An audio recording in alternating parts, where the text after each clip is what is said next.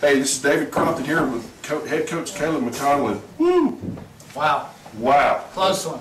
It is. Let me grab this for you. Close one. My goodness. So, talk us through this thing.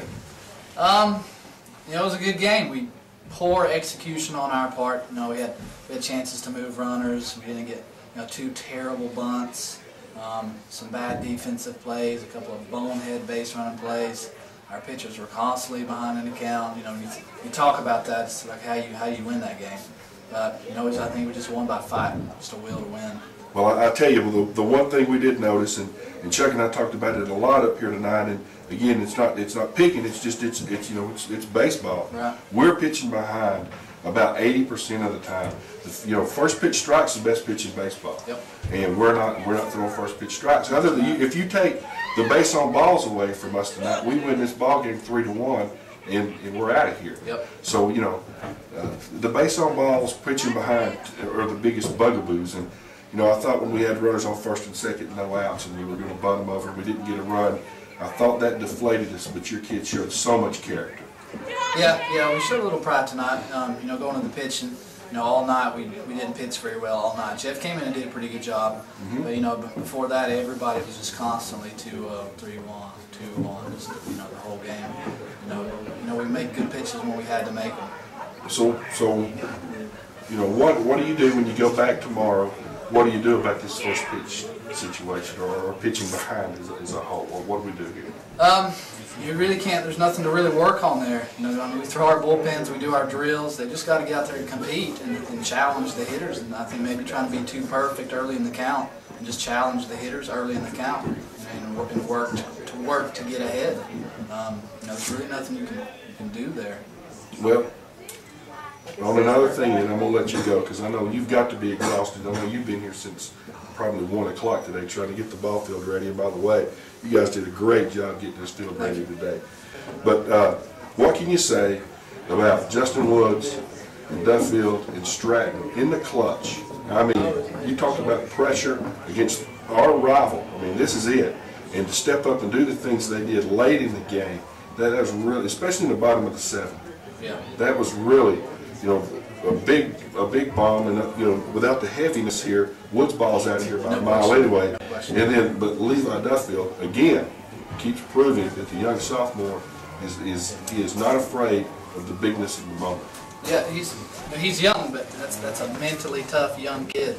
He is mentally tough. He just refuses to give in no matter what's going on. He's mentally there every pitch, every game. And he stepped up tonight.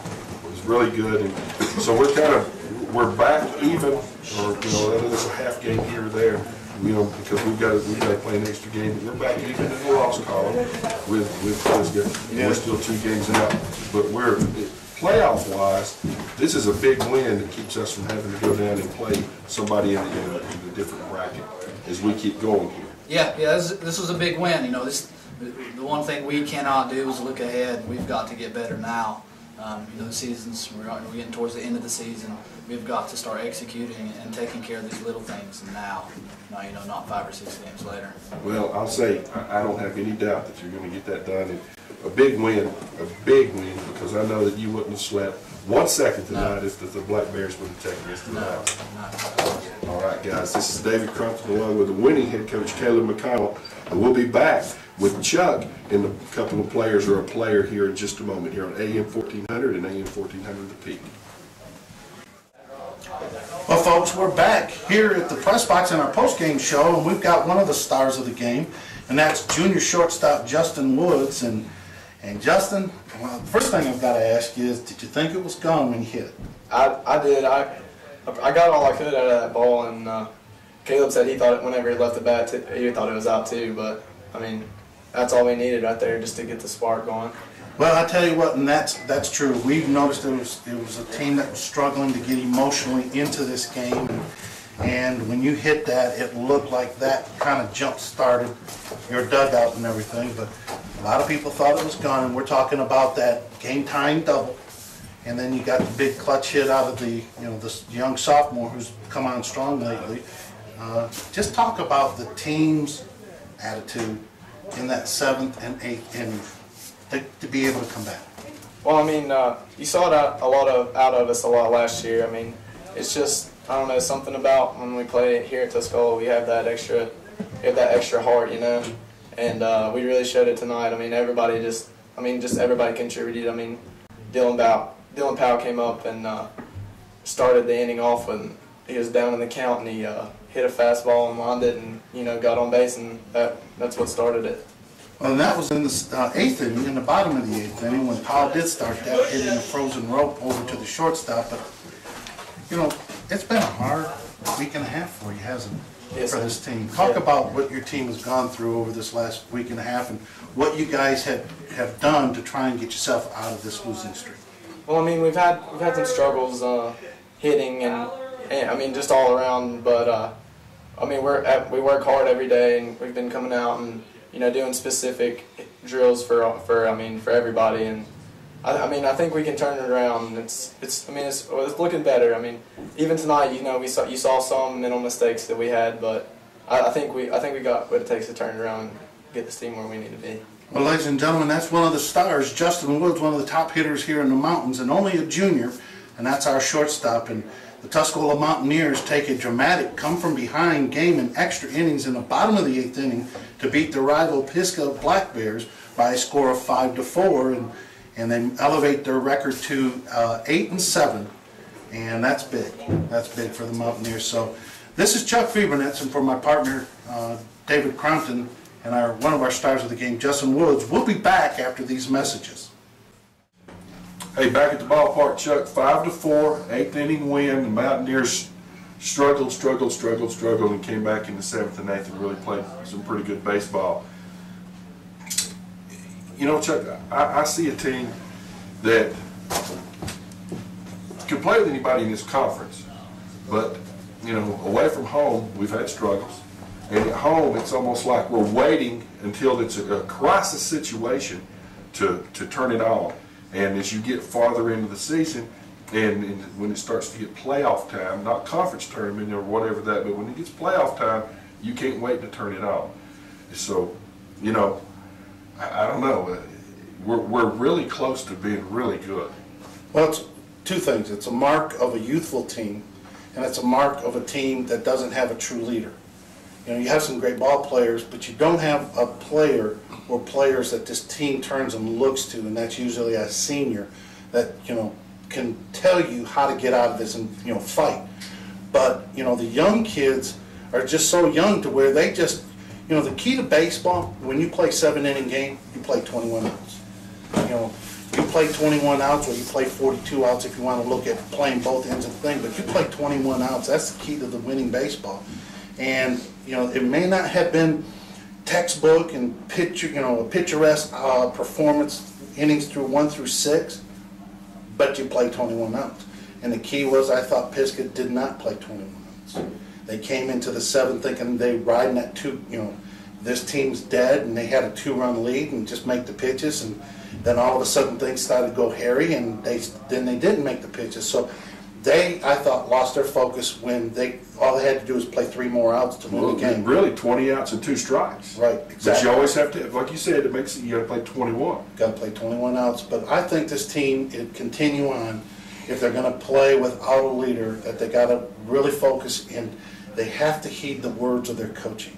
You got to go and draw off this coaching staff. This coaching staff can get these players to play better baseball, and I think they're learning. I think they're learning that they can't rely on the way they played in the past. They've got to play this way that their coach is doing. I think that's big.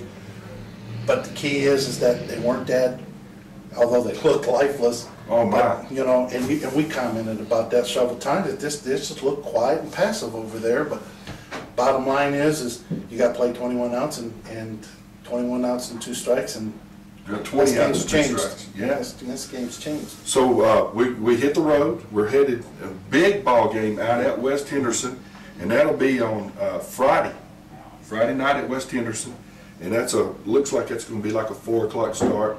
And then we're at Asheville Christian Academy on Monday the 18th, and then we'll be right back here on AM 1400 and AM 1400 The Peak on the 21st, which is a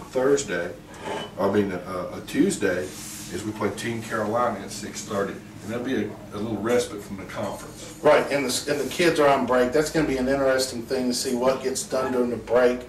You have 2 games. They're not in a tournament, or usually teams that have Easter breaks, they play some kind of tournament that a lot of teams come in and play 3 games. But the school gets out, I believe it's Friday, and so it's going to be interesting to see how this team responds off that off week from school.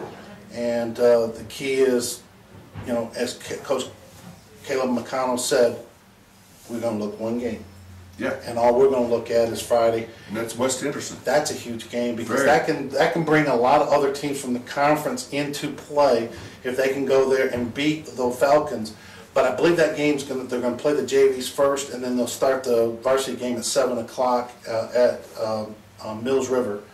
And they're going to go into a place where a team takes a lot of pride at playing in their home field, just like Tuscola does. So it's going to be tough. They've got a tall order ahead of them to go in there and beat the Falcons, who are right now 8-1. Wow. But again, in the conference. I want to get back before we get off the air. Just want to make sure this is big. Tonight was big. Oh. This was. David, it was bigger. It was bigger over on the home side dugout than it was for this one. I mean, it's big game for both sides. Don't get me wrong, but I'm talking about crucial. Oh yeah. For Tuscola to there was so much at stake. A loss drops them down even farther. It's almost where they got their playoff hopes are put in the back pocket. You've got this team right here that's riding, has lost 4 out of the last 5 games, is riding a 3-game losing streak, and they just beat a team that was riding a 5-game winning streak, and that's a good baseball team over there. They are a good baseball team, and you know what? You got your headline for Friday.